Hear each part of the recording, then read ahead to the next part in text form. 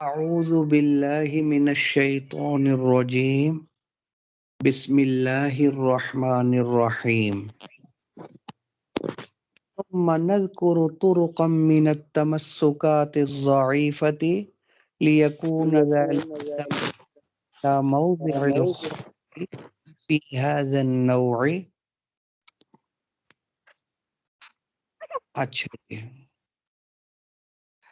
اچھا پیچھے گزر چکا تھا کہ نص سے کا کون سے معنی مراد ہے، کون سا معنی مراد نہیں ہے، تو اس کے لیے مرجح کون ہے، کیسے پتا چلے گا کہ نص کا معنی کیا ہے، تو پھر کیسے نص سے دلیل پکڑیں گے، تو اس کے طریقے پیچھے گزر چکے تھے۔ غالباً 3 طریقے بیان کیے تھے، اور یہ 3 طریقے جو ہیں یہ یوں سمجھے یہ وجوہ مرجحہ قویہ تھیں، یعنی ان 3 طریقوں سے نص کا معنی متعین ہو جاتا ہے، اور یہ 3 بڑے قوی طریقے تھے، اور پھر اس نص کے ذریعے دلیل پکڑنا بالکل ٹھیک ہو جاتا ہے، سمجھے۔ لیکن اس کے علاوہ کچھ اور لوگوں نے بھی نص سے دلیل پکڑنے کے طریقے سمجھے انہوں نے اختیار کیے ہیں۔ ہمارے نزدیک اس طریقے سے دلیل پکڑنا وہ ٹھیک نہیں ہے، یہ کمزور طریقے ہیں، سمجھے۔ کیوں کمزور طریقے ہیں؟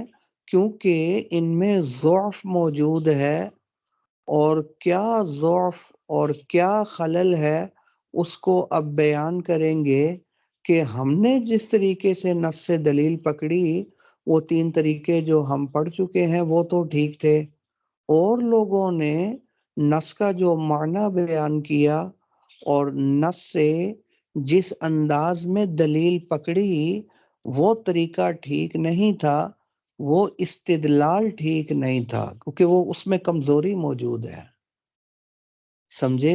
وہ کون سی جگہ ہے،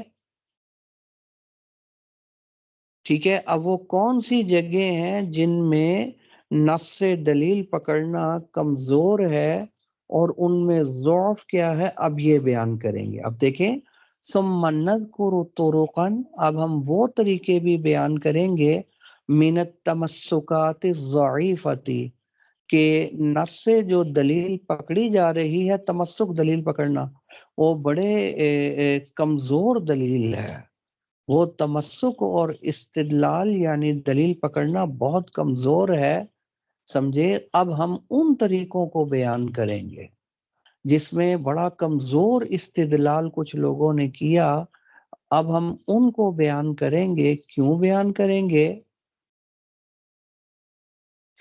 تاکہ لیکون ذلک تنبیہا، تاکہ اس بات پر تنبیہ ہو جائے علی موضع الخلل فی هذا النوع، اس قسم میں کمزوری کیا ہے، کیوں دلیل پکڑنا یہ کمزور ہے، اس کی وجہ کیا ہے، وہ وجہ کھل کر سامنے آ جائے گی، سمجھے۔ پھر یہ کلیئر ہو جائے گا اور واضح ہو جائے گا کہ ہم نے جو دلیل پکڑی، ہمارے جو استدلال تھے وہ تو ٹھیک تھے، اور کچھ لوگوں نے یہ جو جس انداز میں دلیل پکڑی ہے یہ کمزور ہے، سمجھے، اور ہم اس کے اوپر عمل کرنے سے بچ جائیں، اس لیے اس کا بیان کرنا بہت ضروری ہے۔ خیر، منہا انہی طریقوں میں سے ایک طریقہ یہ بھی ہے، نص سے دلیل پکڑنے کا ایک طریقہ یہ بھی ہے، جیسا کہ امام شافعی رحمۃ اللہ علیہ نے دلیل پکڑی اس حدیث سے، کہ حدیث میں آیا حضور صلی اللہ علیہ وسلم سے مروی ہے کہ انہو قاء، حضور صلی اللہ علیہ وسلم نے کیا فرمائی، اور اس کے بعد فلم یتوضا، وضو نہیں فرمایا۔ اب امام شافعی رحمۃ اللہ علیہ نے اس حدیث سے دلیل پکڑی ہے کس بات کے اوپر، کہ قے ناقض وضو نہیں ہے، کہ آنے سے، الٹی آنے سے وضو نہیں ٹوٹتا. کیوں؟ کیونکہ حدیث میں آیا، حضور صلی اللہ علیہ وسلم نے ارشاد فرمایا، حضور صلی اللہ علیہ وسلم سے مروی ہے کہ آپ صلی اللہ علیہ وسلم نے قے فرمائی اور وضو نہیں فرمایا. لہذا یہ حدیث دلیل ہے. امام شافعی رحمۃ اللہ علیہ نے اس سے دلیل پکڑی کس بات پر؟ کہ کہ ناقض وضو نہیں ہے، کیسے وضو نہیں ٹوٹتا. اگر کہ ناقض وضو ہوتی تو آپ صلی اللہ علیہ وسلم کہ کے بعد وضو فرماتے، تو وضو تو نہیں فرمایا، تو معلوم ہوا کہ ناقض وضو نہیں ہے. تو یہ جو دلیل پکڑی امام شافعی رحمۃ اللہ علیہ نے ضعیف، یہ بہت ہی کمزور دلیل ہے جی. یہ استدلال ٹھیک نہیں ہے. سمجھ آ رہی ہے نہیں آ رہی؟ یہ استدلال کیوں ٹھیک نہیں ہے؟ اس کی وجہ کیا ہے؟ کہنے لگے وجہ یہ ہے، اس حدیث کو دلیل بنانا کہ ناقض وضو نہیں ہے، یہ صحیح نہیں ہے. کیوں؟ کیونکہ حضور اس روایت کے اندر یہ بات تو نہیں آئی نا کہ حضور صلی اللہ علیہ وسلم نے کیا فرمائی، سمجھے، انہو قاء وصلا، اور نماز بھی پڑھی اور وضو نہیں فرمایا. یہ تو نہیں آیا. یا تو یہ آیا ہوتا نا کہ آپ صلی اللہ علیہ وسلم نے کیا فرمائی ہے اور وضو نہیں فرمایا اور نماز بھی پڑھ لی، پھر تو یہ دلیل بن جانی تھی آپ کی. تو وہ صلی کا لفظ تو حدیث کے اندر نہیں آ رہا، صرف اتنا آیا کہ کیا فرمائی اور وضو نہیں فرمایا. سمجھ آ رہی ہے نہیں آ رہی؟ تو یہ زیادہ سے زیادہ اس چیز کی دلیل تو بن سکتی ہے کہ کیا کے بعد فوری وضو کرنا ضروری نہیں ہے. یہ اس کی دلیل ہے. یہ اس چیز کی دلیل نہیں بن سکتی کہ کیسے وضو نہیں ٹوٹتا، کہ ناقض وضو نہیں ہے، یہ اس کی دلیل نہیں بن سکتی. وہ کیوں نہیں بن سکتی؟ کیوں؟ اس لیے کہ اگر اس روایت میں یوں آتا کہ آپ صلی اللہ علیہ وسلم نے کیا فرمائی، اس کے بعد نماز بھی پڑھی اور وضو نہیں فرمایا، اب آپ کی دلیل بن جاتی. تو یہ تو روایت میں آیا ہی نہیں کہ کیا کے بعد نماز پڑھی ہے. سمجھے، صرف اتنا آیا ہے کیا فرمائی اور وضو نہیں کیا. تو کیا ثابت ہوا؟ کہ کیا کے بعد فوری وضو کرنا ضروری نہیں.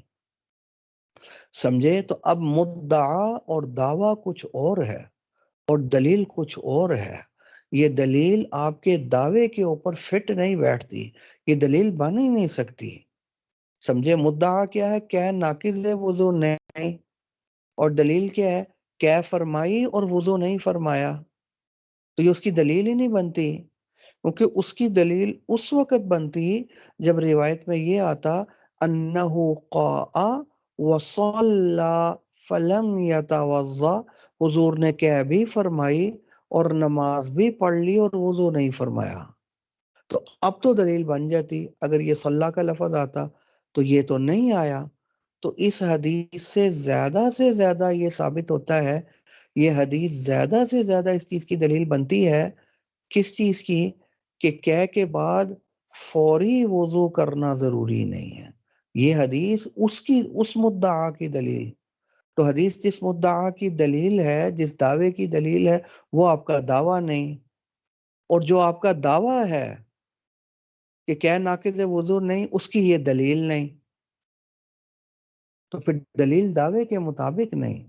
تو جو دلیل دعوے کے مطابق نہ ہو، وہ استدلال کمزور ہے یا مضبوط ہے؟ یہ کمزور استدلال ہے جو امام شافعی رحمۃ اللہ علیہ نے کیا. ہمارے نزدیک یہ ٹھیک نہیں ہے. اس سے دلیل پکڑنا کہ کیا ناقض وضو نہیں ہے، یہ صحیح نہیں ہے. دیکھ لیں، اب لفظوں میں ملا لیں. انہی تمسکات ضعیفہ میں سے، یعنی انہی ان التمسک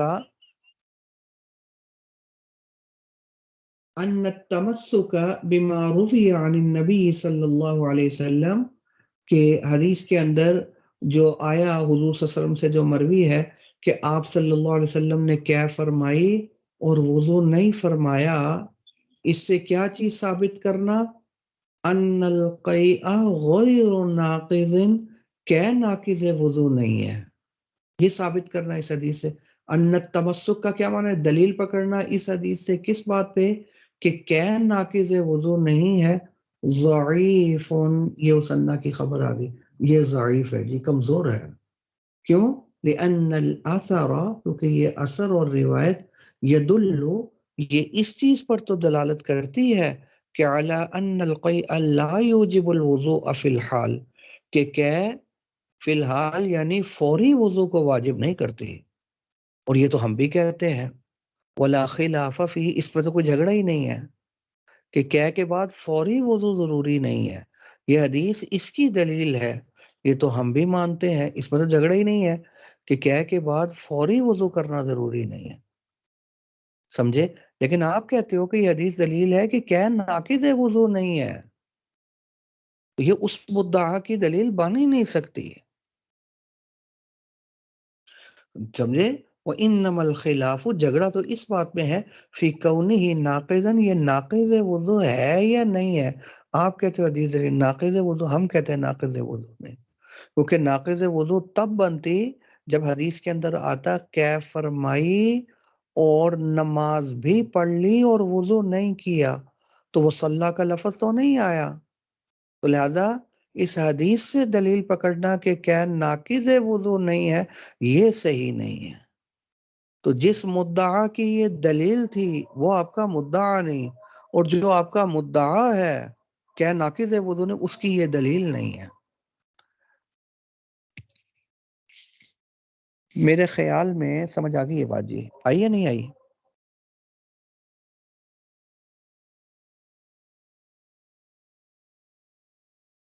جی آ گئی سمجھ میں؟ آگے چلو. جی استاد جی آ گئی ہے. وَكَذَلِكَ التَّمَسُّكُ بِقَوْلِهِ تَعَالَى حُرِّمَتْ عَلَيْكُمُ الْمَيْتَةُ لِإِثْبَاتِ فَسَادِ الْمَاءِ بِمَوْتِ الذُّبَابِ ضَعِيفٌ.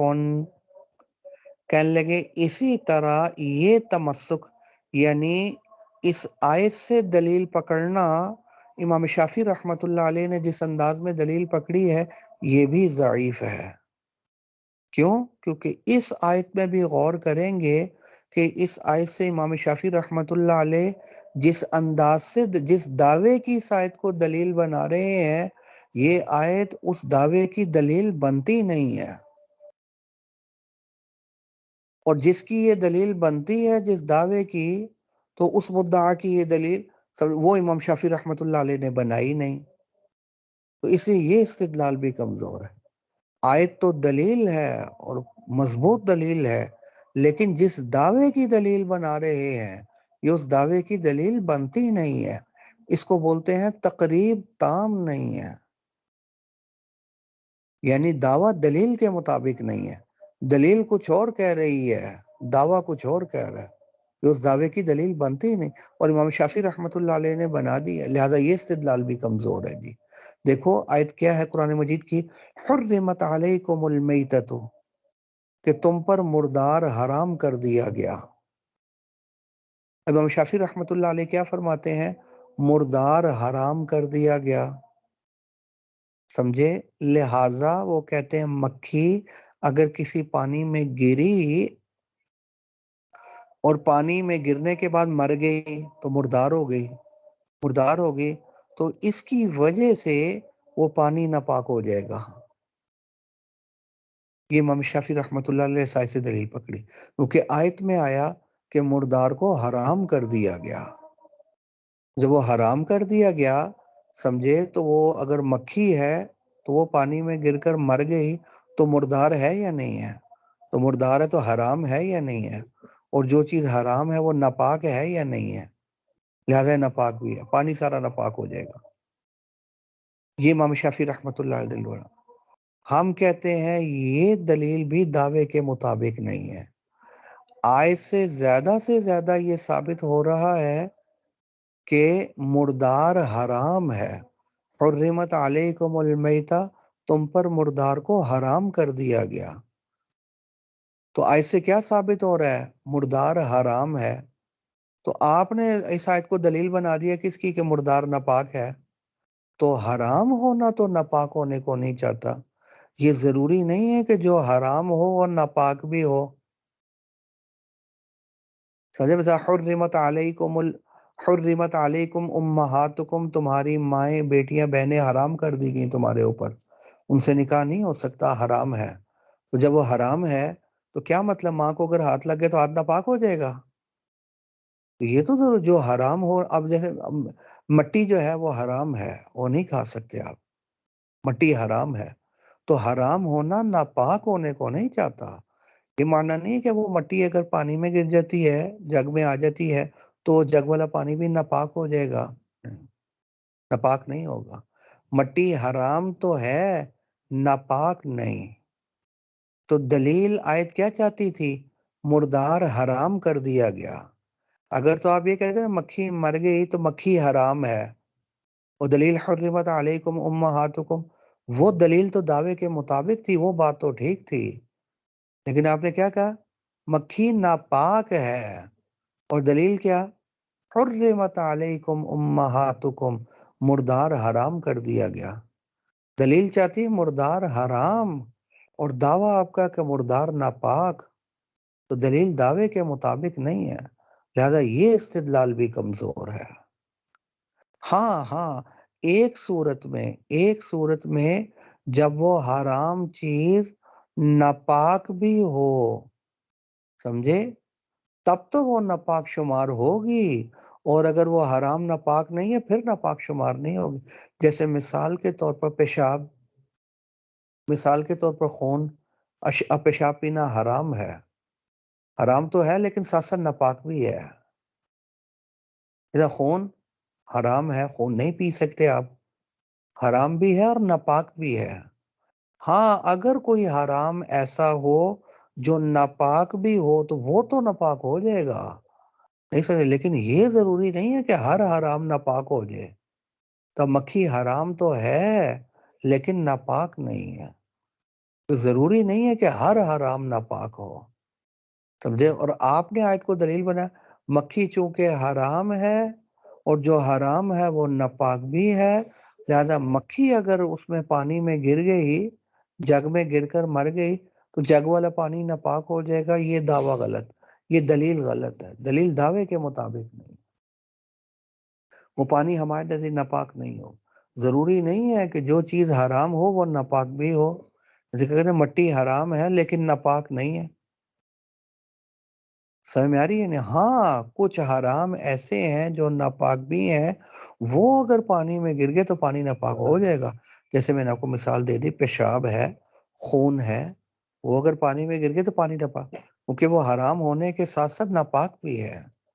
لیکن اس آیت سے دلیل پکڑنا کہ ہر حرام ناپاک ہے، مکھی گر گئی وہ بھی پانی کو ناپاک کر دے گی، یہ بات ٹھیک نہیں ہے.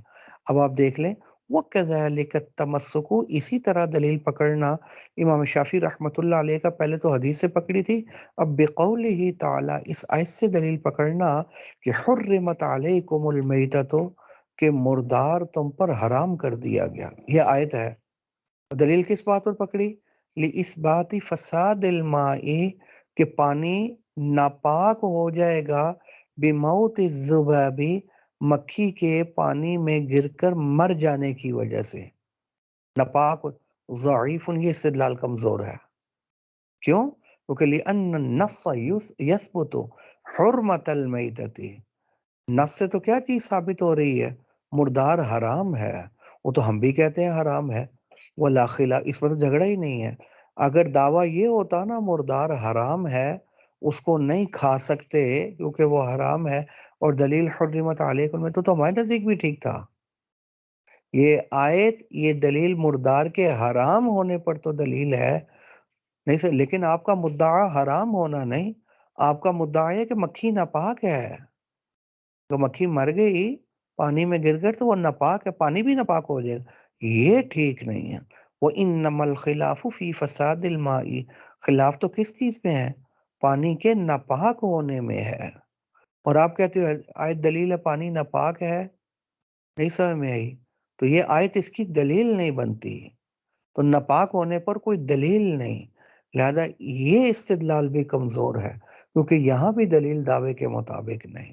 ہاں اگر کوئی ایسا جانور یا پرندہ گر کر مر گیا پانی میں جس میں خون بھی موجود ہے، مکھی میں تو خون نہیں ہے نا، وہ پانی ناپاک ہو جائے گا کیونکہ خون موجود ہے اس کے اندر۔ سمجھ آ رہی ہے نہیں آ رہی؟ تو خون موجود ہے تو اب وہ اگر وہ پانی کے اندر گرتا ہے، پھول جاتا ہے، پھٹ جاتا ہے، اس کے اجزاء پانی کے ساتھ شامل ہو جاتے ہیں، تو ظاہر وہ پانی ناپاک ہو جائے گا کیونکہ خون موجود ہے اندر۔ تو خون تو ناپاک ہے، حرام بھی ہے اور ناپاک بھی ہے۔ نہیں سمجھ میں آئی؟ تو ایسا حرام جو ناپاک بھی ہو وہ پانی میں جائے گا تو پانی ناپاک ہو جائے گا، لیکن اگر حرام تو ہے لیکن ناپاک نہیں ہے، وہ پانی میں گرے گا تو پھر پانی ناپاک نہیں ہوگا۔ سمجھ؟ تو آپ نے کیا، مکھی حرام لہذا ناپاک بھی، یہ استدلال کمزور ہے، یہ ہم نہیں مانتے ہیں۔ نہیں سمجھ میں آئی؟ کیونکہ دلیل دعوے کے مطابق نہیں۔ جی میرے خیال میں سمجھ آ گئی بات، جی آئی یا نہیں آئی؟ کلیئر ہو گئی؟ مجھے پوچھنی ہے اس میں؟ نہیں آ گئی۔ استاد جی یہاں پہ دلیل کا بتا رہے ہیں کہ دلیل کیا دینی، کس طرح دینی چاہیے؟ جی دلیل آپ دعوے کے مطابق ہونی چاہیے، دعویٰ دلیل کے مطابق ہونا چاہیے۔ یہ نہیں دلیل کچھ اور کہہ رہی ہے، دلیل کہہ رہی ہے مردار حرام ہے، آپ کہہ رہے ہو مردار ناپاک ہے۔ دلیل سے سمجھا ٹھیک ہے، ہر مردار حرام ہے۔ حرمت علیکم المیتہ، مردار حرام ہے۔ حرام ہے مانا جی کھا جی نہیں حرام ہے، اور آپ کہہ رہے ہو ناپاک ہے، تو اس میں تو ناپاکی کا ذکر ہی نہیں ہے۔ تو یہ ضروری نہیں کہ چیز حرام ہو وہ ناپاک بھی ہو۔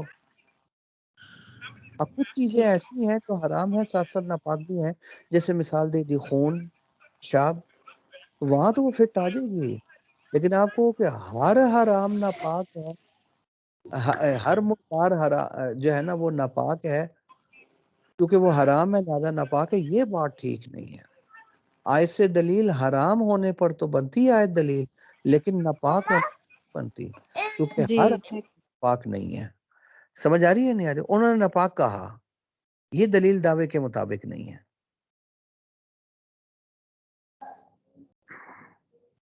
کلیئر ہوئی بات یا نہیں ہوئی؟ ہاں جی ہوگی، یعنی اب اپنی بات ثابت کرنے کے لیے دلیل کوئی اور ڈھونڈنی پڑے گی کہنے والے کو، لیکن یہ جیسے پرانا مسئلہ ہے تو اس میں ہم آپ نے ان کہتے کی ہو بات کو ہر رد کیا۔ حرام پاک ہے تو دلیل کوئی اور ڈھونڈے، اس کے اوپر کوئی دلیل دو، کیونکہ دلیل کے بغیر تو دعویٰ ثابت نہیں ہوتا نا۔ یہ تو دلیل بنتی نہیں ہے، کوئی اور دلیل ہے تو دو، اور اگر کوئی اور نہیں ہے آپ کہتے ہو یہی دلیل ہے، یہ تو پھر بنتی نہیں ہے۔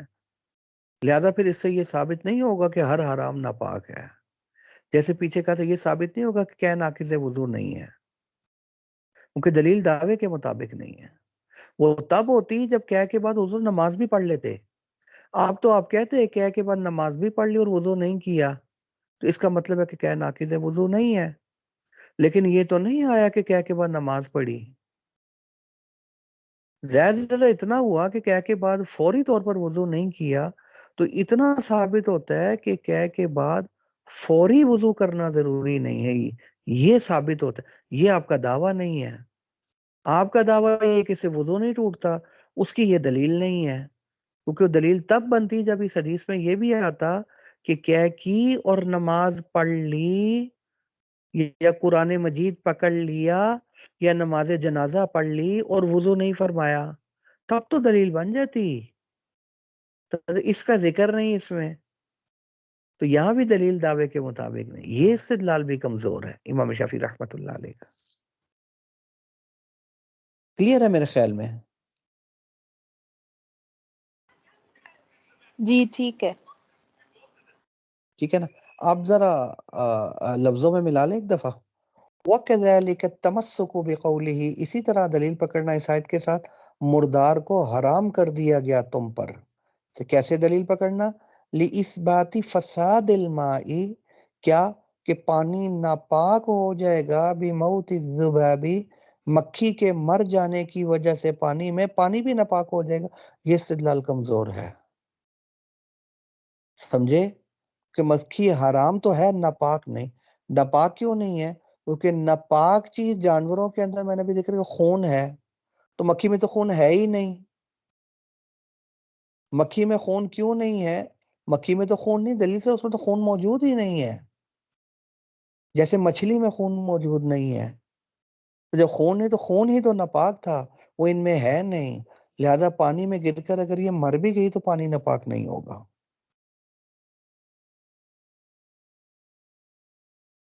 لأن النص يثبت حرمت المیتۃ، نص سے کیا چیز ثابت ہوتی ہے؟ مردار حرام ہے. ولا خلاف فیہ، اس میں جھگڑا نہیں. وانما الخلاف فی فساد، جھگڑا تو اس میں ہے پانی ناپاک ہوگا یا نہیں ہوگا مردار گرنے کی وجہ سے.